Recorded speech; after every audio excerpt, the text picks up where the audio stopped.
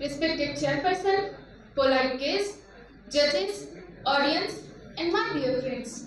Good morning. Today, I'm standing here on the stage to deliver a speech on a topic, my vision for a better India. Yes, I'm sure you are all well aware that India is the most populous country in the world. India is the largest democracy in the world. India is the largest market in the world. But my dear friends, do you know what makes our country India so great? Why is it admired and appreciated globally?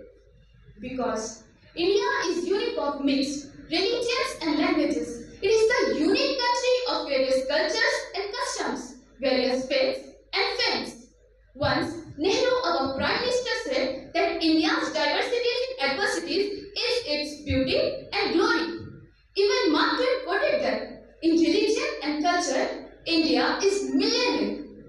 Audience, believe me, lots of leaders and ministers, scientists and engineers, teachers and doctors, laborers and businessmen, irrespective of caste and religions, work unitedly for its progress and prosperity. They made India a glorious country. Yes, in India, for thousands of years, the people belonging to different religions live together in harmony. The people belonging to different religions live together peacefully. No dispute, no mess up. But my dear friends, it is quite shocking for me to express that now the situation in India has extremely changed. The noble fabric of secularism is being tattered. The mutual harmony is being disrupted. The hatred against different religions is being promoted. And all these mistakes have tarnished the pious image of secular India. Well, you are all acquainted about the prevailing heartbreaking incident of our country. In the name of peace, from Akhlaq Ahmad to Junaid, thousands of Muslims have been killed in mob lynching. In the name of temple, from Gyanvaipet to Sambhal, dozens of mosques are dismantled. In the name of NRC, Umar Khalid and Gulab Shah are detained. In the name of love jihad, land jihad, and vote jihad, thousands of innocent Muslims are failed. While ground reality is quite different, the Muslims and the Sikhs, the Christians and the Haryans are deliberately targeted. Most humbly, I ask you all, madness? Of course, it is not my dream India. It is of course not India as it had been. Dear audience, I am highly disgusted with the present scenario of our country. My vision for a better India is immensely different and unique.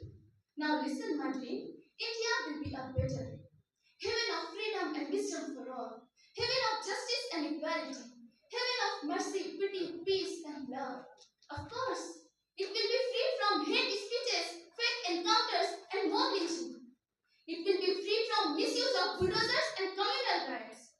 Yes, there will be no misuse of ED, CBI, and IT. There will be no misuse of EVM in elections. There will be no paper leakage and GST in education. There will be unbased education, healthcare, and employment for all youths. Audience, believe me, the girls and women will be safe. The rapists will get life sentence within 30 days. The tragedy like Manipur will be handled with iron hands. The government will be run abiding our constitution and democracy will prevail in all the respect.